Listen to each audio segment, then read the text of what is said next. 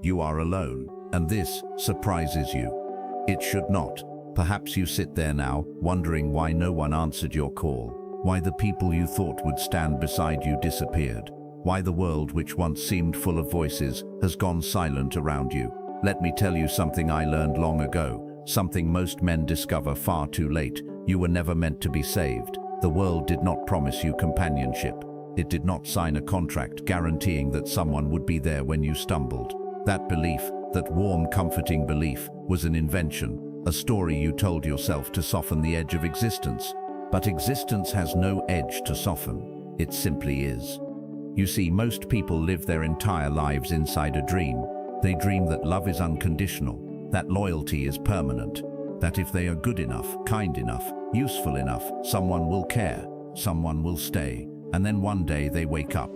The room is empty. The phone does not ring. The friend who swore allegiance has moved on. The lover who whispered forever has found another story to live inside. And you are left standing there, asking the wrong question. What did I do wrong? You did nothing wrong. You simply encountered the truth.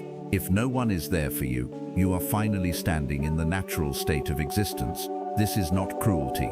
This is not punishment. This is not even tragedy.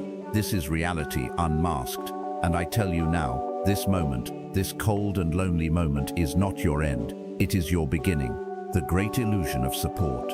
Let me ask you something. Why did you believe they would stay?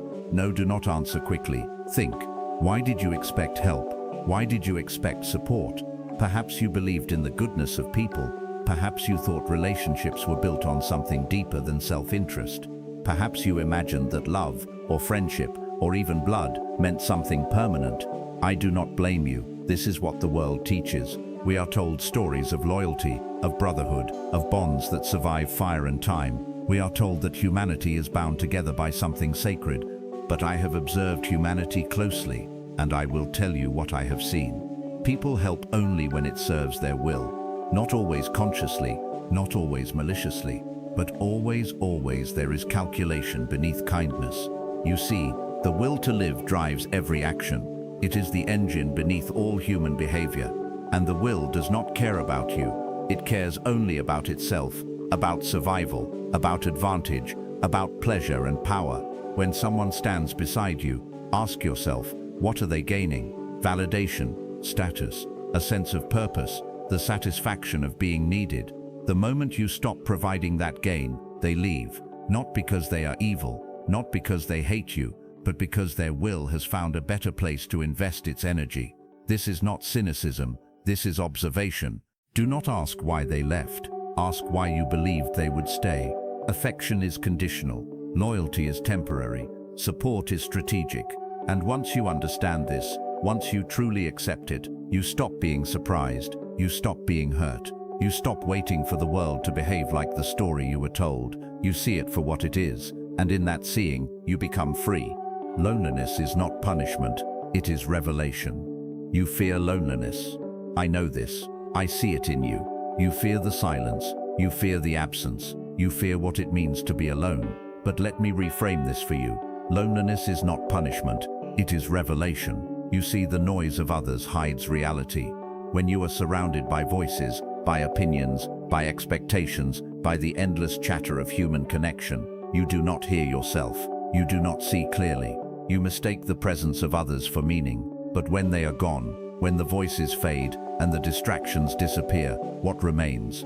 You, not the version of you that performs for others, not the version that smiles to keep the peace, or speaks to fill the void, or behaves in ways designed to earn approval. The real you, the one beneath the mask. And this is terrifying, because most people have never met themselves. They have spent their entire lives surrounded by mirrors that reflect what others want to see.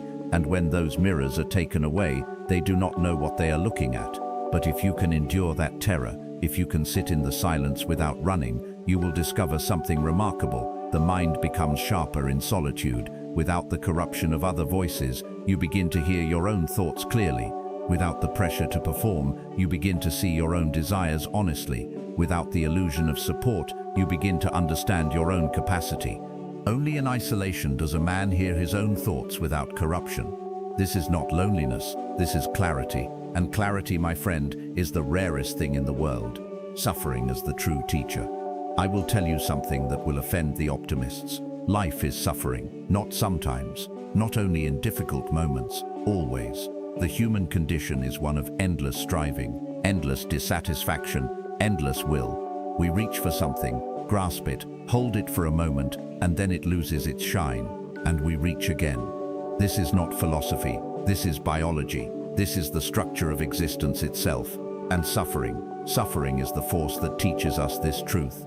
You see, pleasure weakens perception. When life is comfortable, when things are easy, when support is abundant, the mind grows lazy. It stops questioning, it stops observing, it accepts the illusion as reality. The comfortable man does not examine his life. He does not test his assumptions. He does not push himself to see what lies beneath the surface of things. Why would he? Everything feels fine. Everything seems to be working. But this comfort is quicksand. It holds you in place while calling itself stability. It numbs your awareness while calling itself peace. It keeps you weak while calling itself contentment. But pain forces clarity. When you are abandoned, you see who people really are. When you are neglected, you see what relationships are built on. When you are left to fend for yourself, you see your own strength or your own weakness. Suffering strips life of false comfort. It removes the decorations. It burns away the lies. It holds up a mirror that cannot be avoided, cannot be softened, cannot be dimmed by wishful thinking, and what remains is truth, raw, unfiltered, unavoidable. I have observed that men fear suffering more than they fear death. They will do anything to avoid it, distract themselves, medicate themselves, surround themselves with noise and bodies and activity, anything to escape the burning clarity that pain provides. But this fear is misplaced. If suffering did not improve you, it is because you tried to escape it instead of understanding it. Most people run from pain. They numb it with distractions. They medicate it with pleasure. They blame others for it, or themselves, or fate, but they never look at it. They never ask, what is this teaching me? They never sit still long enough to hear the answer. But if you can sit with suffering, if you can observe it without panic, without the desperate need to make it stop, you will find that it is not your enemy, it is your teacher, and perhaps the only teacher who tells you the truth. The lesson it teaches is this: comfort is a trap, ease is a prison, progress is born only in discomfort. Every man who ever accomplished anything of substance did so through suffering, not despite it, through it. The suffering refined him. It burned away what was unnecessary. It forced him to become something harder, something clearer, something real. You cannot grow in comfort. Growth requires resistance, requires pain, requires the kind of pressure that makes you question whether you can endure, and then you discover that you can. Do not curse your pain. Study it. Ask what it reveals. Ask what it demands of you. Ask what version of yourself it is trying to forge. Because I promise you this, it is sharpening you, whether you realize it or not. Let me tell you what happens when no one helps you. Dependence dies. You see, when people support you, they also control you. Not through force, not through malice, but through the simple fact that you need them. You begin to act in ways that preserve their approval. You moderate your voice. You soften your edges. You become careful, calculated, dependent, not just on their help, but on their validation. And this dependence is invisible. You do not see it as weakness.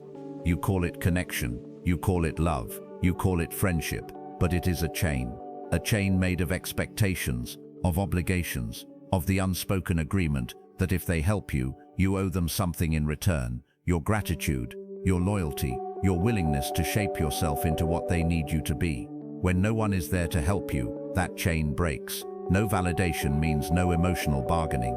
You stop performing. You stop explaining. You stop shaping yourself into something others will accept.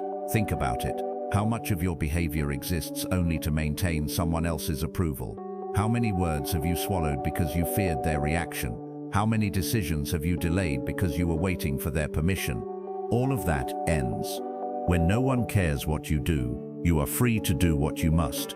When no one is watching, you stop performing for an audience.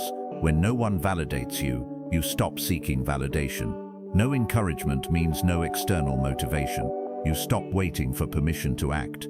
You stop needing someone to believe in you before you believe in yourself.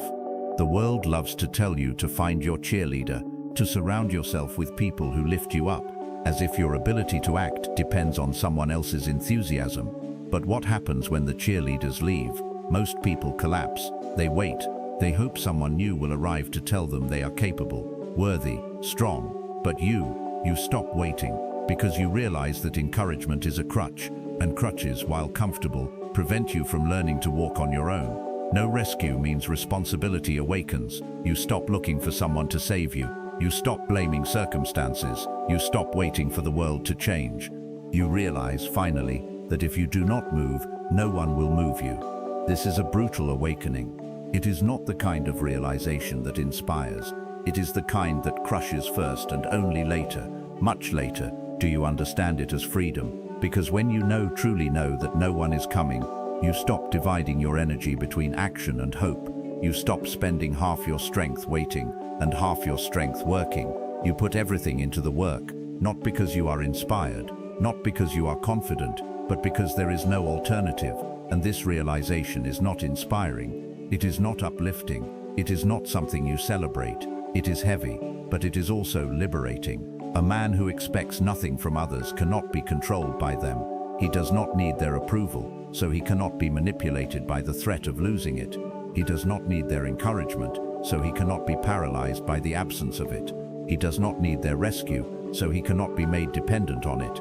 He is free, not free in the romantic sense, not free to do whatever he pleases, free in the philosophical sense, independent of external will. He moves because he chooses to move. He stops because he chooses to stop. His direction is his own. His pace is his own. His purpose is his own. And that, my friend, is the only freedom that matters. Let me destroy a myth for you. You do not need motivation to get ahead. The modern world worships motivation. It tells you to believe in yourself, to find your passion, to stay inspired. It sells you the idea that progress is driven by excitement, by emotion, by some burning inner fire that propels you forward. And this is a lie, a profitable lie, I might add. Entire industries are built on selling you motivation. Books, videos, seminars, coaches who promise to ignite your passion, unlock your potential, fill you with the energy you need to succeed. But what happens when that energy fades? What happens when you wake up and the fire is gone? Most people stop. They wait for the feeling to return. They wait to be inspired again. They wait for motivation to strike like lightning. Sudden, electric, undeniable, and while they wait, they do nothing. I did not move forward because I believed in myself. I moved because stagnation was unbearable. You see, motivation is unstable. It comes and goes like the tide. One day you feel it, strong, electric, invincible. The next day it is gone. And if your progress depends on that feeling, you will move only when the feeling is present, which means you will barely move at all. Action driven by necessity does not require inspiration. When you have no choice, you act. When retreat offers no refuge, you advance. Not because you are excited, not because you are hopeful, but because inaction is worse than action. This is the secret the world does not tell you. Discipline is superior to motivation. Discipline does not care how you feel. It does not ask if you are ready. It does not wait for the perfect moment. It simply demands do the work. Every day, without emotion, without drama, without the illusion that progress should feel good. Because here is the truth, progress rarely feels good. It feels tedious, it feels repetitive, it feels like dragging yourself through the same tasks, the same struggles, the same small unglamorous steps, over and over and over. There is no applause, there is no audience, there is no moment where the world stops and says, well done. There is only the work. And the work does not care if you are motivated. Let me tell you what discipline looks like. It looks like waking up when you do not want to wake up. It looks like sitting down to work when every part of you wants to distract yourself. It looks like continuing when every voice in your head is telling you to stop. It is not heroic. It is not beautiful. It is not the montage in a film where inspiring music plays and everything comes together. It is boring, but boring is what builds empires. Boring is what creates mastery. Boring is what separates those who succeed from those who dream about succeeding. Routine over excitement. Discipline over hope. Necessity over passion. This is how one gets ahead. Not by being inspired, but by being relentless. Not by waiting for the right moment, but by acting in every moment, regardless of whether it feels right. not by believing you will succeed, but by refusing to stop until you do. You see, belief is optional, motivation is optional, passion is optional, but the work is mandatory.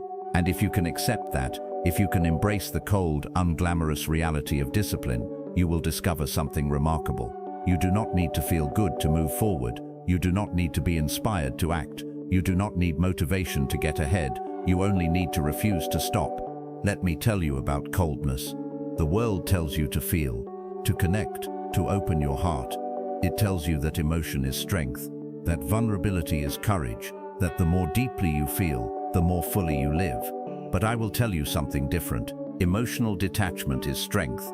You see, emotion clouds judgment. When you care too much about what people think, about whether they stay, about whether you succeed, you cannot see clearly. Your decisions become reactive. Your behavior becomes defensive. Your mind becomes a slave to your heart. And the heart, my friend, is a terrible master. It panics, it clings, it distorts reality to protect itself from pain. It tells you stories about what things mean, what people intend, what outcomes matter, and none of these stories are true. They are simply the heart's desperate attempt to avoid suffering. But when you detach, when you step back from the noise of feeling, clarity returns. You stop reacting. You start observing. You see the situation not as you wish it to be, not as you fear it to be, but as it is. And this is power. Less emotion means clearer decisions. You stop acting out of fear.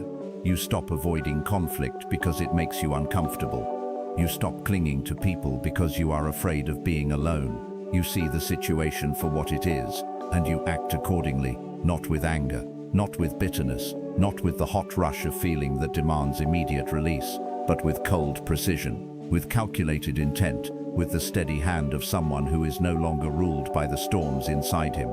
Let me be clear, I am not telling you to become numb. I am not telling you to stop feeling entirely. I am telling you to stop identifying with your feelings, to stop believing that what you feel is what is real, to stop letting your emotions dictate your actions, because feelings lie. They lie constantly. They tell you that rejection means you are worthless. They tell you that failure means you are incapable. They tell you that loneliness means something is wrong with you. But none of this is true. These are simply the mind's interpretations of pain, and interpretations can be questioned. Less attachment means less fear.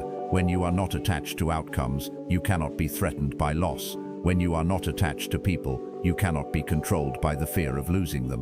When you are not attached to success, you cannot be paralyzed by the fear of failure.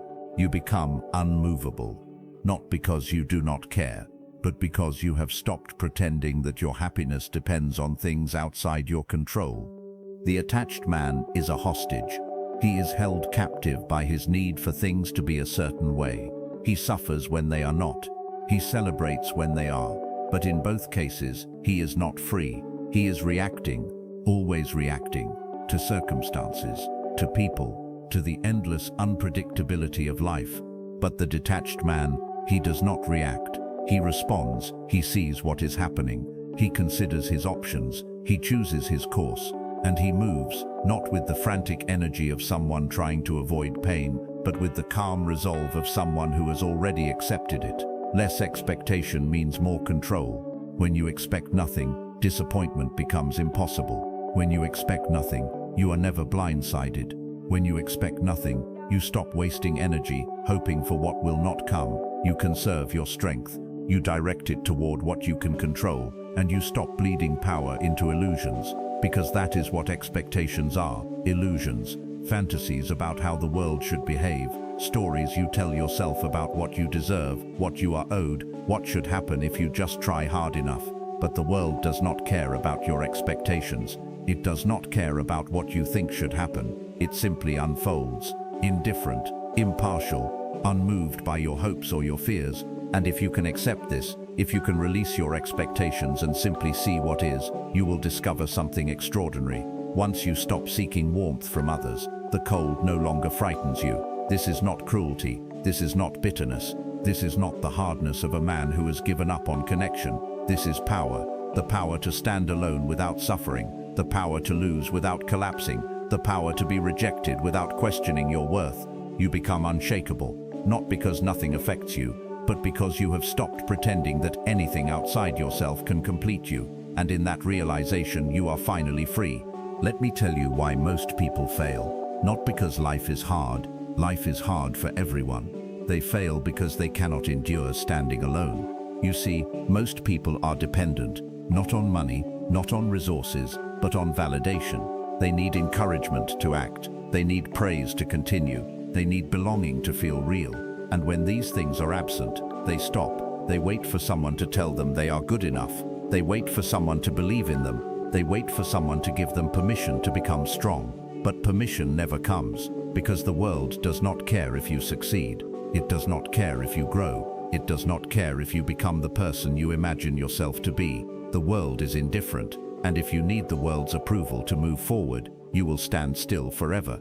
I have observed something curious about human beings. They spend enormous energy constructing elaborate justifications for why they have not yet begun, why they have not yet acted, why they have not yet become what they claim they want to be. They blame circumstances, they blame other people, they blame their upbringing, their education, their lack of resources, their bad luck. But beneath all these excuses is a single truth they refuse to face. They are afraid, not of failure. Most people are not afraid of failing. They are afraid of succeeding alone. They are afraid of what it would mean to have no one to share their victory with, no one to validate their achievement, no one to witness their transformation and say, "I always knew you could do it," because if they succeed alone, it means they never needed anyone in the first place. And this terrifies them. Most men fail not because life is hard, but because they cannot endure standing alone. They mistake comfort for progress. They sit in groups, surrounded by voices, convincing themselves that connection equals growth. But connection without action is just distraction with better aesthetics. They mistake the presence of others for proof of their own worth, as if being liked means being valuable, as if being included means being strong. But worth is not given by others, it is forged in isolation. Strength is not confirmed by applause, it is built in silence. Progress is not validated by witnesses, it is measured by results. And this is what separates those who get ahead from those who stand still. The ability to act without needing the world to cheer. If you are waiting for someone to save you, you are already defeated, because rescue is not coming. Not because the world is cruel, but because the world is busy. Everyone is fighting their own battle. Everyone is managing their own suffering. Everyone is trying to survive. No one has the time, the energy, or the obligation to carry you. If you are waiting for someone to encourage you, you are already weak, because encouragement is a luxury. It is a pleasant bonus when it appears, but it is not a requirement for action. The work does not care if you feel supported. The goal does not care if someone believes in you. Results care only about one thing: did you do the work? And if the answer is no because you were waiting for encouragement, then you have failed not because you lacked ability, but because you lacked independence. If you are waiting for someone to stand beside you, you are already dependent, and dependence is the enemy of advancement. Because as long as you need someone beside you, you are giving them power over your progress. You are allowing their presence or absence to determine whether you move forward or stand still. And this is unbearable, not because it is wrong to want companionship, not because it is weak to desire support, but because it is unreliable. People leave, they change, they lose interest, they find other priorities, and if your progress depends on their presence, your progress will be as unstable as their loyalty. You get ahead by standing alone, not because it is noble, not because it is beautiful, but because it is the only way forward that does not require permission, the only way forward that cannot be taken from you, the only way forward that depends entirely on you. Let me reframe something for you. Abandonment is not the end, it is the beginning. You see, when the world withdraws from you, when people leave, when support disappears, when you are left standing alone, you are not being punished, you are being released.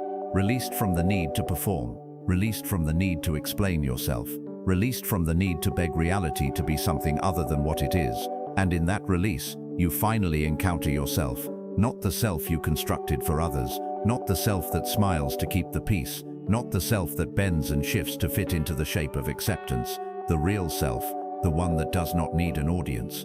This is where self-mastery begins, not in motivation, not in support, not in the warm glow of encouragement, but in the cold, silent space where no one is watching, where no one cares if you succeed, where no one will celebrate if you win, where no one will mourn if you fail. And this space, this terrible, empty space, is the most valuable thing you will ever be given, because it removes all pretense. When people are watching, you perform. Even if you do not realize it, even if you believe you are being authentic, you are still on some level adjusting your behavior to match what you think they expect. You laugh a little louder, you speak a little softer, you hide certain thoughts, you emphasize certain qualities, you become a character in the story they are telling about you. But when no one is watching, when there is no audience to please, no judge to convince, no witness to impress, you stop performing, you stop explaining, you stop justifying, you stop waiting for approval that will never come, and you begin to act, not for them, but for yourself, not because it feels good, not because it is easy, but because it is necessary. I have observed that most people never meet themselves. They live their entire lives in performance. They are always adjusting, always compromising, always shaping themselves to fit the expectations of others, and they die without ever knowing who they would have been if they had been left alone. This is tragedy, not because isolation is inherently good, but because dependence on the opinions of others is inherently limiting. It keeps you small, it keeps you safe, it keeps you acceptable, but it does not allow you to become great, because stagnation is unbearable, because retreat offers no refuge, because the alternative to moving forward is to remain still, and stillness in the end is death, not physical death, but the slow death of potential, the gradual erosion of what you could have been. And this death is worse than the fear of abandonment, worse than the pain of loneliness, worse than the cold silence of being unwanted, because it is permanent. When people abandon you, you can rebuild. When support disappears, you can create your own foundation.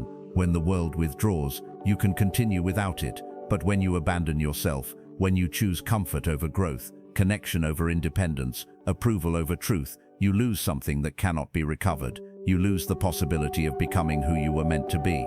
In that space, you stop performing, you stop explaining, you stop justifying, you stop waiting for approval that will never come, and you begin to act, not for them but for yourself, not because it feels good, not because it is easy, but because it is necessary, because stagnation is unbearable, because retreat offers no refuge, because the alternative to moving forward is to remain still, and stillness in the end is death. When the world withdraws from you, it hands you yourself, whole, unfiltered, undiluted by the opinions and expectations of others. And if you can accept that gift, if you can endure the loneliness, the silence, the absence of warmth, you will discover something remarkable. You do not need them. You never did. The strength was always yours. The clarity was always yours. The capacity to move forward was always yours. You were simply distracted by the noise, by the presence of others, by the illusion that you needed something outside yourself to be complete. But now the illusion is gone, and what remains is you, raw, alone, unadorned, and in that rawness, in that solitude, in that complete and total self-possession, you are finally free to become what you were always capable of being. Self-mastery does not begin when you are supported. It begins when you are abandoned, because only in abandonment do you discover what you are made of. So, here we are. You came looking for answers. You came looking for a way forward. You came, perhaps, hoping I would tell you that everything will be fine, that someone will come, that you will not have to walk this path alone. But I will not tell you that, because it would be a lie. And I have spent too many years observing the truth to comfort you with pleasant fictions now. You were not abandoned. You were released. The world did not turn away from you out of cruelty.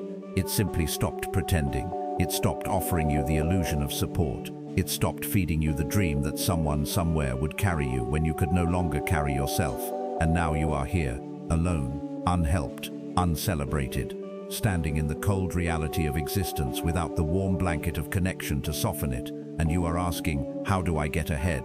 The answer is simple. You walk forward, not with hope, not with anger, not with the burning passion the world sells you in books and speeches and motivational videos, but with clarity. You walk forward because retreat offers no refuge. You walk forward because stagnation is unbearable. You walk forward because the alternative is to stand still, and standing still is not living, it is waiting to die.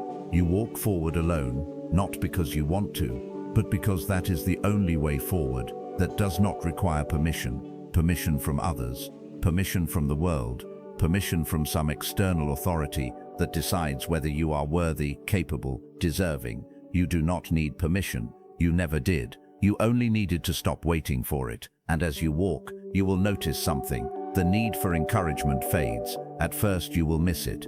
You will feel its absence like a cold wind. But slowly, gradually, you will realize that you do not need someone to tell you that you are capable. You need only to act as if you are capable, and discover through action that you were. The need for validation disappears. You will stop checking to see if anyone noticed your progress. You will stop measuring your success by whether others acknowledge it. You will stop needing the world to confirm what you already know, that you are moving forward, slowly, quietly, relentlessly. The need for someone to stand beside you dissolves. You will stop looking to your left and right, hoping to see a companion. You will stop feeling the ache of loneliness as a wound. You will begin to experience it as space. Space to think, to act, to become without interference, because you are no longer dependent on the world. You are no longer waiting for it to change. You are no longer begging it to be something it is not. You are free, free to act, free to fail, free to succeed, free to exist without the burden of needing others to confirm your existence. This is self-mastery, not the loud, triumphant kind, not the kind that inspires applause, not the kind that gets celebrated in stories or remembered in history, but the quiet, cold, relentless kind, the kind that does not need an audience, the kind that does not need approval, the kind that simply moves, day after day, step after step, without fanfare, without recognition, without the comforting illusion that it matters to anyone but you. And perhaps it does not matter to anyone but you. Perhaps no one will notice. Perhaps no one will care. Perhaps you will walk this entire path alone, and when you reach the end, there will be no one waiting to congratulate you. But here is what I know. You will reach the end, not because you were supported, not because you were encouraged, not because someone believed in you when you did not believe in yourself, but because you refused to stop, because you understood that the only person who needs to believe in your capacity is you, because you accepted that getting ahead was never about having help, it was about having discipline, and discipline does not require warmth, it does not require hope, it does not require anyone to stand beside you, it requires only this, that you continue. So go forward alone, not with hope. Hope is fragile, and it will break when reality disappoints you. Not with anger. Anger is exhausting, and it will consume you before you reach your destination, but with clarity. The clarity to see that you were never abandoned, you were released. The clarity to see that isolation is not punishment, it is opportunity. The clarity to see that the absence of others does not weaken you, it reveals your strength. Walk forward alone, not because the world has rejected you, but because you no longer need the world to accept you. That is how one truly gets ahead.